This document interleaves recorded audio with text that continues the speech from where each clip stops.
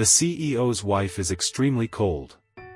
We've been married for years, but she has never once told me she loves me. Even when I accidentally touch her, she flies into a rage. Sometimes, just walking into her room is enough for her to grab a lamp and hurl it at me. One time, after getting drunk, I stumbled into her room by mistake.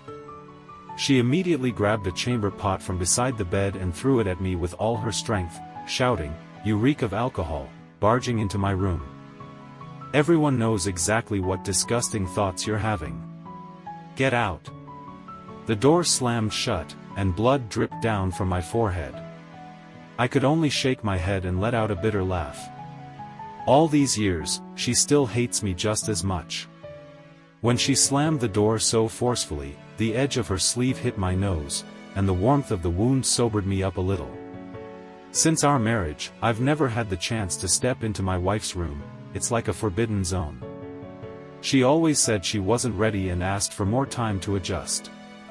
But whenever I crossed even the smallest line, her face would darken, and her reaction would be harsh and intense. Earlier tonight, while drinking, Michael Rivera brought it up again. He laughed and said I was too pure.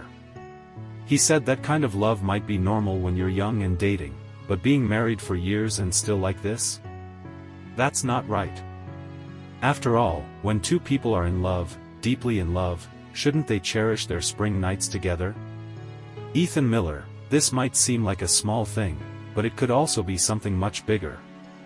I thought that if she truly loved me, she wouldn't act this way. Michael Rivera's meaning was very clear. Even though I felt a little shaken inside, I still firmly said, I believe in her. Just give her more time. But when I got home, all I wanted was to check if she was there. And ended up suffering yet another blow. I couldn't help but wonder. The Bennett family isn't conservative or bound by outdated thinking. Why does she reject physical closeness with the man she's been married to for so many years? Could it really be like Michael Rivera said? The more I thought about it, the more uneasy I felt. I hastily dealt with the wound on my forehead and went back to the living room, the place where I've always slept. Outside the window, the night was deep and starry. I lit a cigarette, trying to suppress the panic welling up inside me. Early the next morning, I got up to prepare her favorite meal, lean pork congee with preserved vegetables. After all, I had been drinking last night and probably came across a little too forceful. I had sent her several messages apologizing throughout the night, even ordered a gift online for her on purpose. But by the time I finished everything, she still hadn't left her room. Normally, she would be up by now. But I didn't dare approach her door anymore. It wasn't until noon that I finally received a message, the nail salon is open. Bring bubble tea for me and Lily. So she had already gone out, made plans with her best friend. Still, just hearing from her brightened my mood considerably.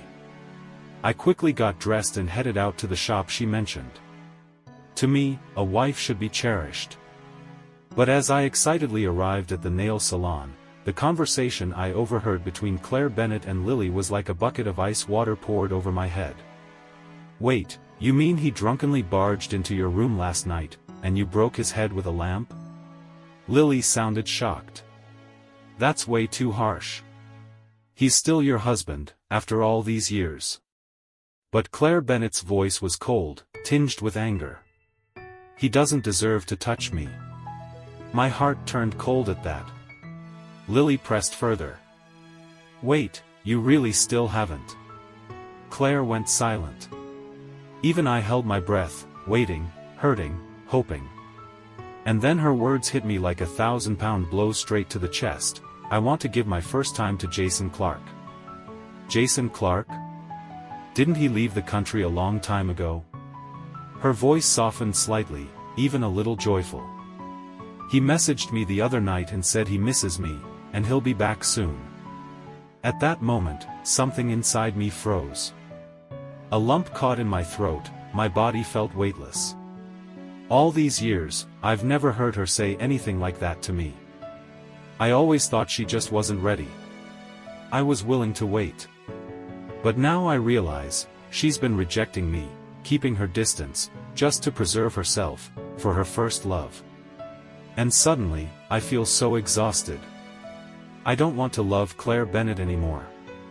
Over the years, everything I've given should be enough to repay the Bennett family's kindness. She's had someone else in her heart for a long time. There's no need for me to cling to her like a pitiful fool. Maybe letting her go is also setting myself free.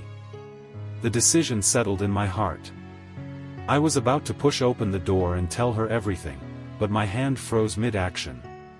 Even though Claire Bennett has hurt me, the Bennett family truly did show me great kindness. Even if we were to divorce, it shouldn't be messy or disgraceful. There was a time when the Miller family was also glorious. Back when I was about to graduate, Miller Group was betrayed by the very people my father trusted the most.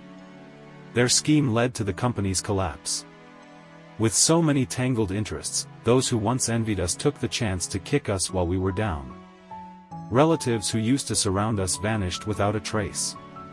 After selling our car and home to pay for breach of contract penalties, there was barely any savings left. From a grand villa, we moved into a small apartment, then to a dim basement. Eventually, I ended up sleeping on park benches and under bridges. The endless failure, hunger, and cold pushed my parents to fall ill. I remember kneeling before those who once wined and dined with my family, begging for help. But there were no kind smiles left, only sneers and scorn. I'll never forget that bitter winter night.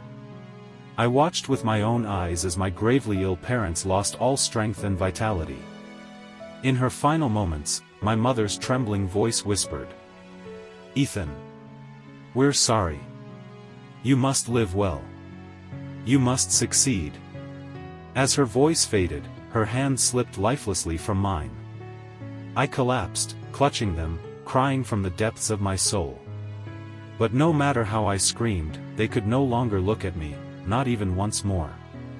They were gone. And with them, my last sliver of hope. But I couldn't forget my mother's final words. The Miller family only had me left. I had to make a name for myself. I had to crush those who once destroyed us under my feet. To force them all, the ones who mocked and harmed my family, to bow their heads before me. Eventually, the opportunity came. Chairman Bennett appeared. He not only helped with my parents' funeral arrangements, but also brought me into the Bennett family and gave me a position at Bennett Corporation. From that moment on, I carried boundless ambition, using the company's resources to climb step by step. I learned how to be tactful, how to build connections with powerful people. Gradually, I became an irreplaceable pillar of the company. Because of that deep debt of gratitude, even if I want to divorce, it can only be done privately, to preserve the Bennett family's dignity. Thinking of all this, I forced myself to calm down. I curved my lips into a smile, pushed the door open, and said, "Claire, I brought you your bubble tea." She didn't even look at me. She took the drink, then continued having her nails done. After that, I tagged along as they strolled through the shopping mall. Soon, my hands were full of bags, large and small. Along the way, Lily occasionally glanced at me with a complicated look, as if watching a clown who didn't realize he was being played. There was sarcasm in her gaze, and pity too. It wasn't until evening that the two of them finally parted ways. Claire Bennett and I walked together to the parking lot. Once we got into the car, with no one else around, I finally spoke. "Let's get a divorce." Claire Bennett froze, staring at me in shock. I continued, "This marriage has long since become nothing more than a formality, hasn't it? You never loved me, you only married me because your family arranged it and you didn't want to defy them.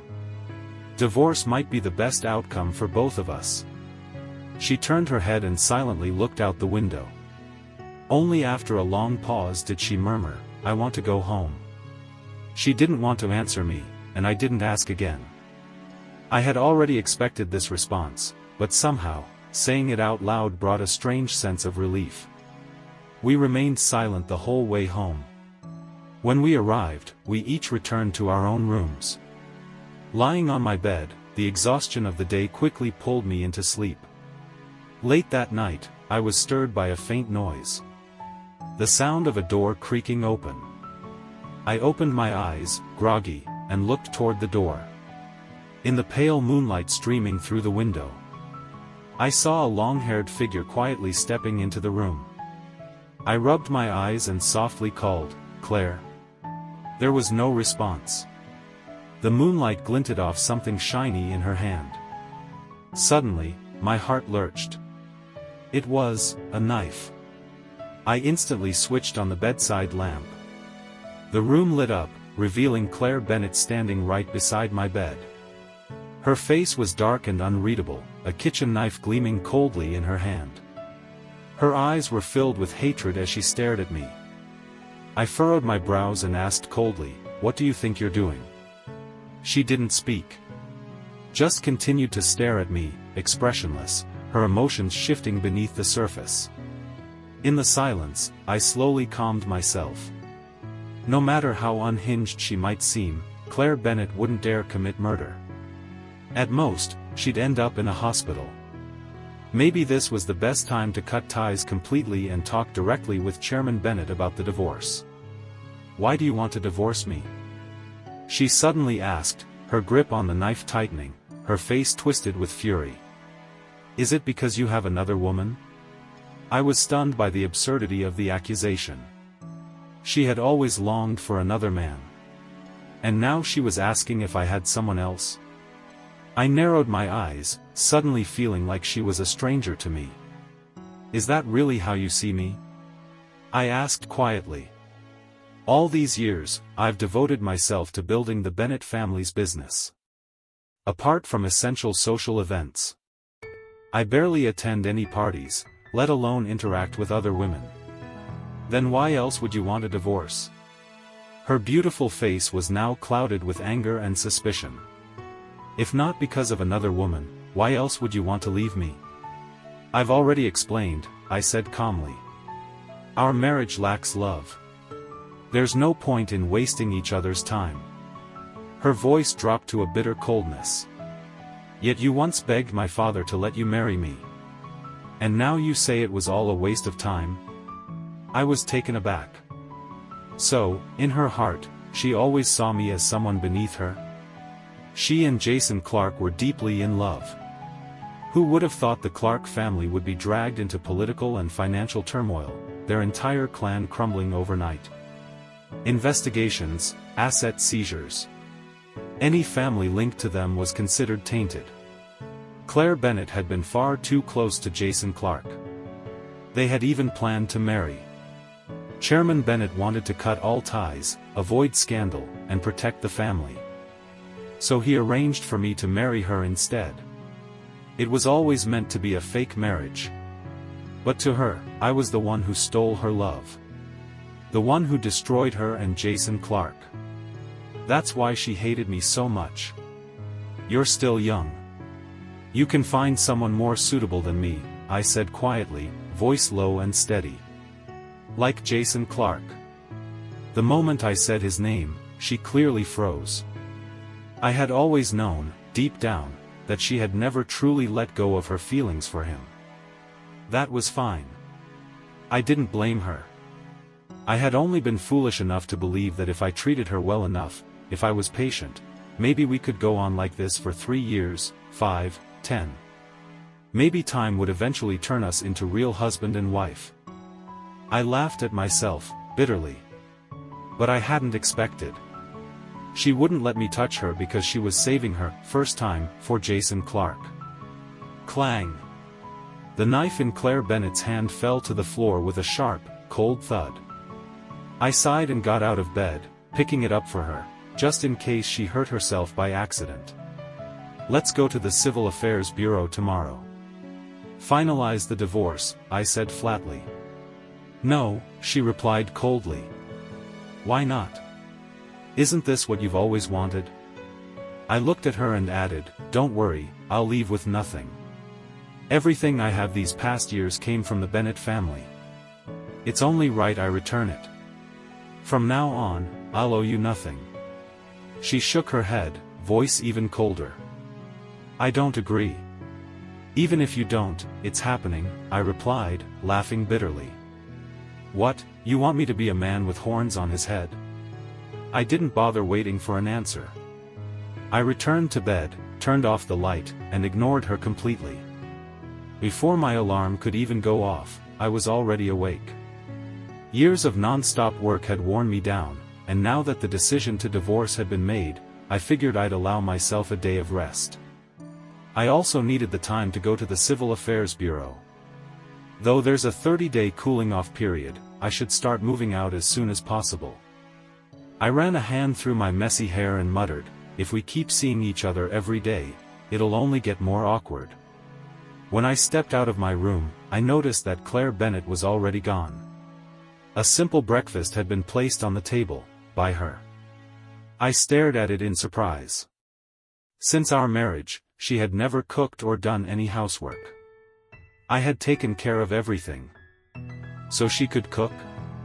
I sat down and tried a bite of the congee, lean pork and century egg. Simple, but perfectly seasoned. Not too salty, not too bland. The simpler the dish, the more it reveals a person's skill. What shocked me wasn't the flavor. It was realizing that she could cook this well and I had never known. Maybe I didn't even deserve to eat her cooking. That's why it had taken until now to find out. After finishing, I went into her room. I remembered our wedding night. She told me she wasn't ready, and couldn't be intimate. Her tone had been firm, even repulsed. So I had honored that. Never crossed the line. Not even once. Later on, when her parents started hinting that they wanted grandchildren, her attitude shifted slightly. She wasn't so harsh anymore. She would touch my arm, smile, ask me to wait a bit longer. And I did. I respected her wishes. Even physical affection was rare. I waited. And waited. Until the truth about Jason Clark finally came out. Now that everything was clear, nothing else mattered anymore. I just wanted to find our marriage certificate and household registration booklet, get the paperwork done and end this absurd relationship. But no matter how hard I searched, I couldn't find them. It seemed like Claire Bennett had deliberately hidden them. Frustrated, I called her. No answer. Even my messages went unread. After nearly a full day, my phone finally buzzed. But it wasn't her. It was a photo. A picture of her and Jason Clark entering a hotel. When I saw it clearly, I felt like all the air had been knocked out of my lungs. My heart clenched in pain. A sharp, suffocating ache. Today must have been the day Jason Clark returned. And she hadn't even waited for the divorce. She had run straight to him, gone into a hotel with him. Didn't even bother picking up her phone or replying to me. I gripped my phone tightly, my whole body trembling with rage. Claire Bennett. A woman who had committed adultery while still married. I wanted to expose her. Let the whole world know. It wasn't until late at night that she finally returned home. She still reeked faintly of alcohol. When she turned on the lights, she jumped slightly. Because I was sitting silently on the sofa, staring straight at her.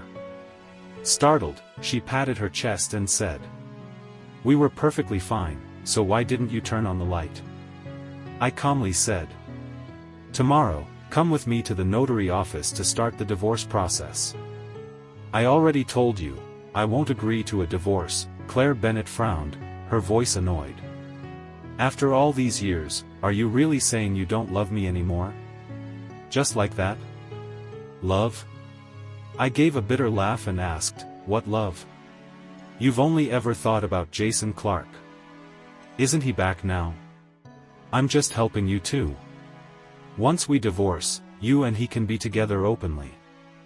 Claire Bennett looked stunned, then quickly turned angry, her voice full of defiance. "Ethan Miller, what nonsense are you spouting? I'm your wife. Don't you think you're being unreasonable?" I frowned and replied coldly, "Didn't you say it yourself?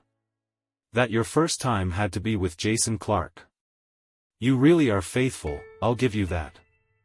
I gave a mocking smile, eyes full of sarcasm. There's nothing left for me to say to you. Tomorrow, come with me to the notary office. My tone was resolute. There would be no negotiating. After a moment of shock, Claire Bennett's voice suddenly softened. She tugged at my sleeve. I was just joking with Lily. How could I really do something like that? Just wait a little longer, wait until I'm ready. Then I'll give myself to you. You can do whatever you want. She lowered her head shyly as she spoke. If I hadn't seen and heard the evidence myself, maybe I really would have been fooled by her again. But now, I could only laugh. Stop pretending, I looked at her in disgust, my tone mocking.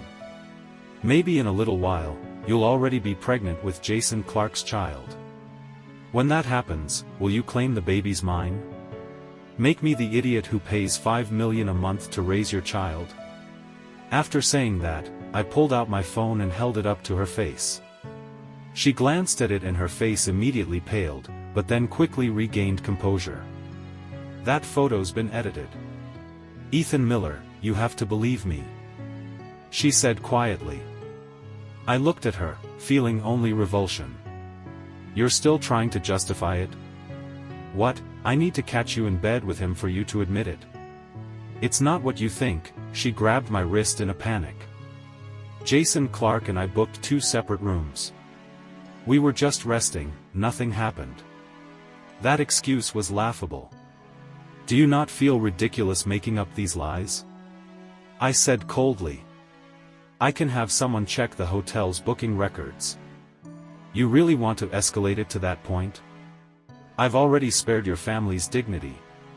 Don't push it. Divorce me tomorrow, and let's at least preserve a little decency. No way. Claire Bennett suddenly snapped. She grabbed the fruit knife on the table and pressed it to her neck. The sharp blade nicked her pale skin, drawing a line of red. You're insane, I yanked the knife from her hand, not caring that the blade cut into my own palm. The pain only heightened my fury. You know exactly what you've done. Don't pull this life or death stunt with me. If you want to die, go die somewhere else. Hearing that, she stared at me, eyes full of hatred. Ethan Miller, do you really want to be this heartless? You won't agree to the divorce, huh? I sneered. Fine, let's see what your father has to say about this. Her expression changed immediately. Her eyes reddened with panic. She grabbed my arm. Don't tell him. We can talk this through, there's no need to involve him. I shoved her hand away and said firmly, I gave you a choice, and you still went to him today. We're done. Without another word, I left the house and spent the night at a hotel. For the first time in years, I felt truly relieved. The next morning, I checked out of the hotel. Knowing her father liked tea, I still brought some fruit with me when I visited, out of habit, even if the circumstances this time were different. It was already noon when I arrived at the Bennett family home. The moment she saw me, her mother rushed out to greet me. Ethan. Why do you have time to come today? Aren't you usually busy with work? And your mom personally cooked today. You'd better eat a lot later. Faced with her warmth, I felt a bit conflicted inside. I forced a smile. You didn't have to go through all the trouble. I just came to talk to Dad for a bit. I'll be leaving soon. Mrs. Bennett waved her hand, pretending to be angry. Don't be silly. No matter how busy you are, you still have to sit down and eat properly. Enough talking, I'm going to the kitchen now. Before I could say another word, she had already gone in. That's how Mr. and Mrs. Bennett had always been since I married Claire Bennett. They treated me like their own son. In every sense, the Bennett family had truly become my second home. But unfortunately, because of what happened with Claire, I had no choice but to leave. The Bennett family had a tea room. Seeing me carrying several large and small bags, Mr. Bennett smiled and said, "Ethan, I can't even finish the tea you brought last time. Didn't I already tell you not to bring more?" I put the bags down and joked, "You love tea, and I love giving it. If you get tired of tea, I'll bring something else next time." He laughed and shook his head. "Just the thought means a lot to me." Then he asked, "Why did you come alone today? Where's Claire?" I calmly replied, "She had something to do." After sitting down and chatting for a while, I slowly said, "Actually, I came today to discuss something with you." Mr. Bennett looked up at me with his usual calm expression, which made me a little nervous. But in the end, I still said it. "I've decided to divorce Claire." "What?" he exclaimed, shocked, almost jumping out of his chair. He stared blankly for a while before speaking in a deep voice. "If there's a problem, tell me. I'll talk to her."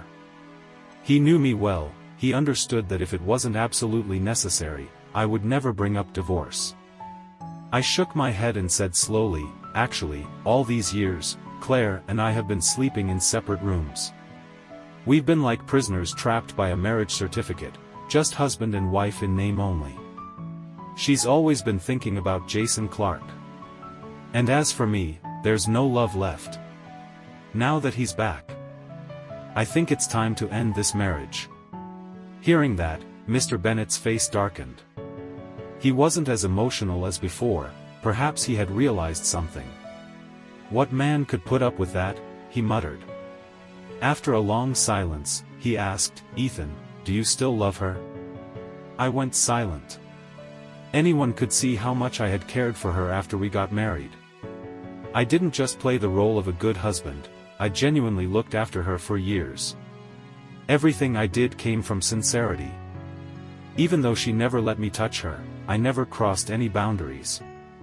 I never had any ambiguous relationship with another woman. I thought time would prove everything. But in the end, my love only made me look pathetic. She still ran into the arms of another man. The more I thought about it, the more ridiculous and miserable I felt. "Ethan, you know I've always seen you as a son," Mr. Bennett sighed, a hint of frustration in his voice. "Claire has always been a handful since she was little. If you still have feelings for her, I'll step in and give her a proper scolding." Even now, I wanted to resolve this peacefully. If I showed him the photo of her and Jason Clark at the hotel, I wouldn't just destroy our marriage, I'd break her parents' hearts too. That wasn't necessary. Thinking that, my voice dropped. "There's no future for me and Claire anymore, Dad. You understand that, don't you?" When she said with her own mouth that she wouldn't let me touch her because she wanted to preserve her chastity for Jason Clark. Dad, can you imagine how that made me feel? It was like 1,000 knives stabbing straight into my heart, one after another. Who could endure their wife cheating, even if only emotionally? Of course I couldn't ignore it. Though I didn't say everything, I left out the part about her and Jason Clark entering a hotel.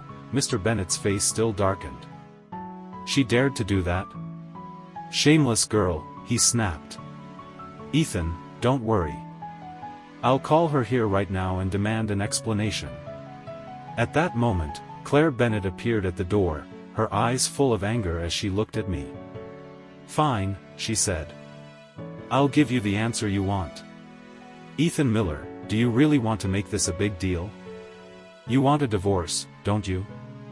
I've brought the papers. I'll grant your wish." With that, she turned and walked out. I didn't know why she suddenly showed up, but it didn't matter anymore. The result I wanted had been reached. I never intended to create drama.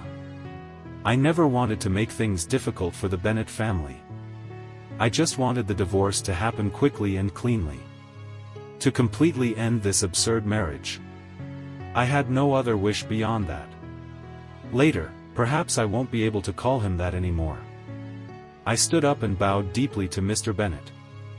"But I'll always remember your kindness to me, and everything you've done over the years. I'm truly grateful. Ethan, after the divorce, "Will you not come back to see us anymore?" he asked. I smiled but didn't reply. I just looked at him deeply, then walked away. Outside the villa, Claire Bennett was waiting for me. I glanced at my watch. "If we go to the Civil Affairs Bureau now, will they still be open?" "In such a hurry to divorce me?" she asked, frowning. "You even made a scene in front of my parents." "It was just a joke with Lily." "How could you believe it?" "There's nothing between me and Jason Clark." "Really? Can't you just trust me this one time?" I shook my head and said calmly, "It doesn't matter anymore. I've already understood everything. All these years, your heart was always with Jason Clark. And I was just a nominal husband, someone you used to advance your career thanks to your father's influence. If that's the case, I'll give you what you want. After the divorce, you can openly pursue him. After all, I never touched you." Hearing that, her expression soured. "So that's it, huh?" she said bitterly. "You're just angry because I never slept with you?" "I already told you, I just needed more time." "Is that so hard to understand?" I frowned, about to say something, but the look on her face, so self-righteous, made me realize there was nothing more to say. "Did you bring the papers?" "No," she replied coldly, clearly not planning to go through with it just yet. All that boldness before. It was just to get me out of her parents' sight. Such childish behavior was laughable. I nodded. "Well then, let's not divorce." Her eyes lit up, but before she could speak, her face fell again. "Because of what I said next, whether we divorce or not. I'm still leaving. It makes no difference anymore." "What?" she asked, shocked. "You're leaving? Where are you going?" "That's none of your business," I replied coldly. She grabbed my wrist, panic in her eyes. "We're still married. How can it be none of my business? So even now, you still want to use this fake marriage to tie me down?" I looked straight into her eyes. "From now on, I'll go wherever I want. Do whatever I want. You have no right to interfere. Don't try to stop me." "Ethan Miller," she growled through gritted teeth, but quickly restrained herself. Then she softened her voice. "Don't be like this, okay? Let's just live well together. Whatever you want, I'll go along with it." She looked like she had made some grand decision. Her beautiful face was full of determination. If it had been in the past, maybe I would have been happy. We got married first, thinking we'd build our lives together. We had been married for so long, the only thing left was to have children. But now, what I once looked forward to no longer stirred anything in my heart. I've repaid the kindness of the Bennett family. I've also let go of my feelings for Claire Bennett. Now, it's time for me to leave. From now on, I'll live only for myself. I said indifferently, those things I didn't have before. I don't want them anymore. With that, I stepped out of the mansion gates, got in my car, and drove home. Claire Bennett followed me closely in her own car, but I didn't care. When I got home, I began packing. Turns out, after all these years living together, I didn't actually have that many belongings. Just one suitcase was enough. As I was pulling the suitcase to leave, she blocked me at the door. "Can you not leave?" I stayed silent. Her eyes were red. "Put the suitcase down. Let's just pretend none of this happened, okay?" Then she started unbuttoning her shirt. "Isn't this what you always wanted? I'll give it to you now. I'll give you everything." As each button came undone, her pale skin began to show beneath the shirt. I looked at her calmly. I didn't speak, nor did I stop her. Not until she was left only in her bra did she finally seem to realize the truth. Her voice cracked. "Are we really beyond saving?" I didn't bother to answer. "Let me go," I said. She slowly backed up to the wall, sat down hugging her knees, and sobbed. I had nothing left to say. A strange emotion rose in my heart. Sure, she was beautiful. But I pulled my suitcase and left anyway. As I stepped across the threshold, I felt like something inside me had shifted. The door closed behind me. I was now completely cut off from the past. It was finally over. The savings I'd accumulated over the years were enough to let me take a break for a while. I traveled, saw the mountains, visited the sea, galloped freely across the grasslands. For the first time, life actually felt interesting. And then today, I finally received a call from the law office. The divorce petition from Claire Bennett had come. After I left, she hadn't tried to stop me. After all, she never loved me. Especially with Jason Clarke still in the picture. Divorce was just a matter of time. I didn't hesitate. Booked a plane ticket immediately. Half a day later, I was back in this city full of memories and regrets. As I stepped out of the airport, I couldn't help but feel a little dazed. This city always reminded me of all the helplessness and bitterness I'd endured. But there were still people here that I cared about. Traces of my life remained. I shook my head. No more thinking.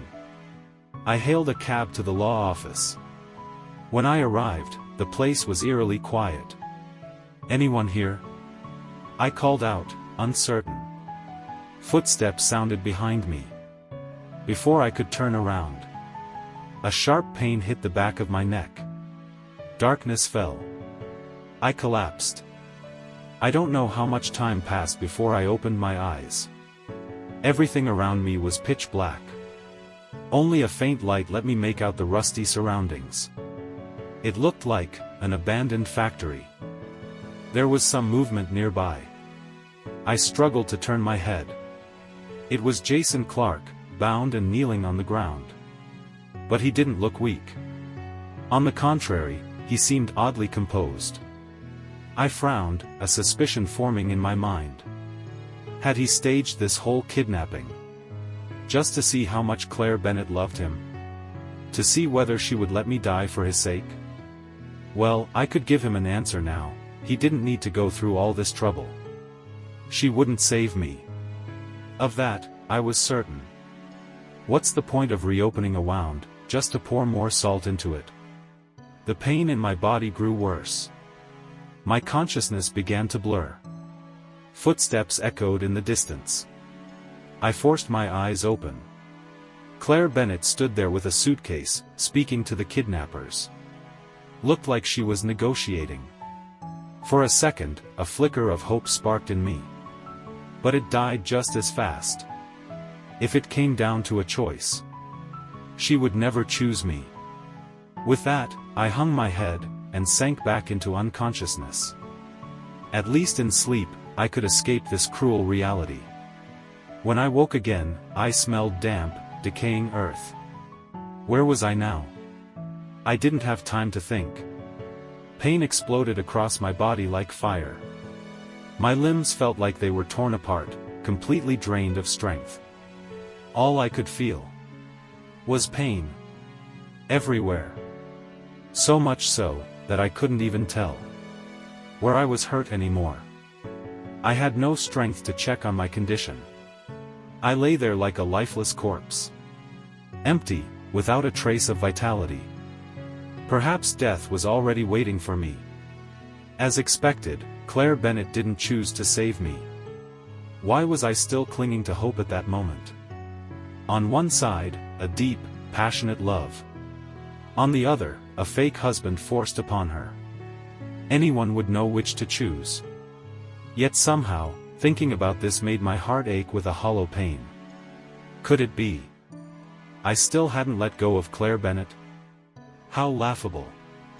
This bitter self-mockery, this sorrow. It turned into despair, and quietly swallowed me whole. I slowly closed my eyes, ready to welcome death. Mom, are you waiting for me? This life I'm truly exhausted. From afar, the wail of an ambulance siren broke the silence. It stirred something inside me. I forced my eyes open. A flashlight flickered across my vision. I heard someone shout, "Over here. There's someone here." Footsteps. Many figures ran toward me. A panicked voice urged, "Hang in there. Come on." I wanted to hold on, but my eyelids were unbearably heavy. Just before I blacked out, I felt myself being lifted onto a stretcher. Then everything went dark. I wanted to open my eyes, to see what was around me. But I couldn't. It was like I had lost control of my entire body. Then, a familiar voice spoke beside me, "Doctor. When will he wake up?" I strained to listen. It was Michael Rivera. Another voice responded, "The patient was tortured extremely brutally. Multiple injuries, including internal bleeding. The external wounds will heal in time. But his brain has suffered serious trauma. The nerve damage. There's a high chance he'll become vegetative." My heart sank. Vegetative. How long would that last? I struggled to move, to sit up. But no matter how hard I tried, my body stayed limp. I couldn't even move a finger. If that's the case, then it would have been better not to save me at all. I longed for freedom. Even welcomed death.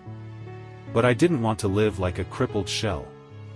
Michael Rivera kept talking with the doctor. But I couldn't hear clearly anymore.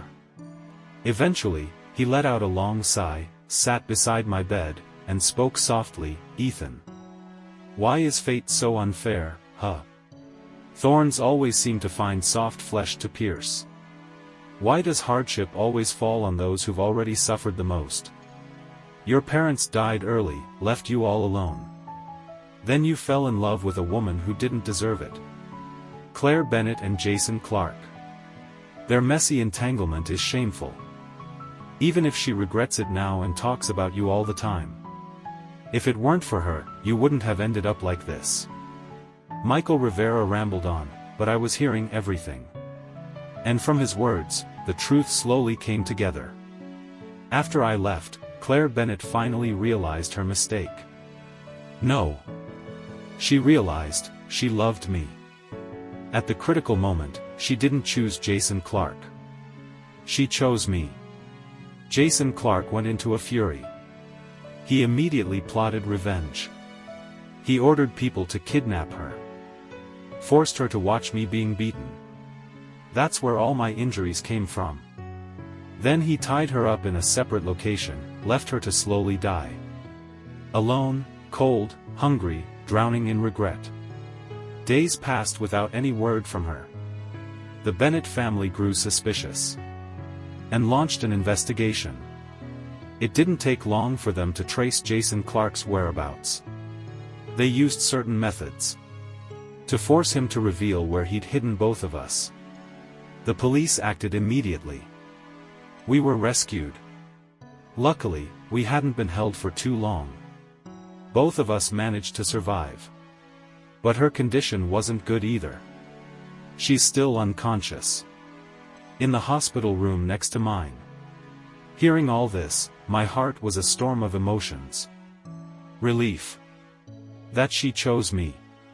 Regret. That I hadn't been more cautious around Jason Clark, giving him the chance to strike. You can never truly know someone's heart. Who would have guessed? That Jason Clark could be so insane. So cruel, so utterly unhinged. If I hadn't come back, what would have happened to Claire Bennett in the hands of that madman? I didn't dare to imagine. In the dark depths of my unconsciousness, I suddenly heard a familiar voice. Ethan. It was the voice of Bennett's father, heavy with sorrow. He must have already learned of my condition from the doctor. A pair of warm hands gripped mine. Bennett's mother, choked with tears, said, "You poor child." Warmth surged through my chest. All this time, the Bennett family had treated me like their own. After I married Claire Bennett, her parents had become mine too. I wanted so badly to recover. To sit up and hug them both. This world still held goodness. Still had people worth treasuring. I couldn't just lie there forever. A powerful determination surged in me. I felt my heartbeat growing stronger with each beat. Beside me, Michael Rivera cried out in delight. Ethan's heart rate changed. He can hear us, he can feel us. But that was all I could do for now. In this endless darkness, I couldn't tell day from night. Only by the nurses' shifts could I guess the passing of time. I estimated more than 10 days had gone by. Today, though still not fully healed, Claire Bennett came to visit my room. Her voice was choked with emotion. Ethan, I miss you. I could feel her presence, but I couldn't respond. Her voice trembled even more. I miss you so much. Please wake up. We're still not divorced. I swear, I'll change. I'll be the best wife in the world. All my silent efforts. At last, they bore fruit. At that very moment, my finger twitched, just barely. Claire Bennett instantly grabbed my hand. Her voice trembled. I'll take this as you saying yes, okay? Time passed. One afternoon, as the sun dipped low and stretched across the sky, bathing everything in golden light, Claire Bennett stood in front of my company, holding a bouquet of fresh flowers. For 2 years, she had come to pick me up from work at the same time every single day. Hey! Some coworkers whispered, he's still not giving her a chance after all this time? Right? She's so devoted. So sweet. I'm kind of jealous. I said nothing, just smiled quietly. When I walked out the front doors, Claire Bennett immediately ran toward me, light on her feet, joyful. Ethan. I've waited for you so long. Please give me something in return, okay? I looked at her for a long time, brows furrowed. Then smiled slightly. All right. I'll give you one more chance.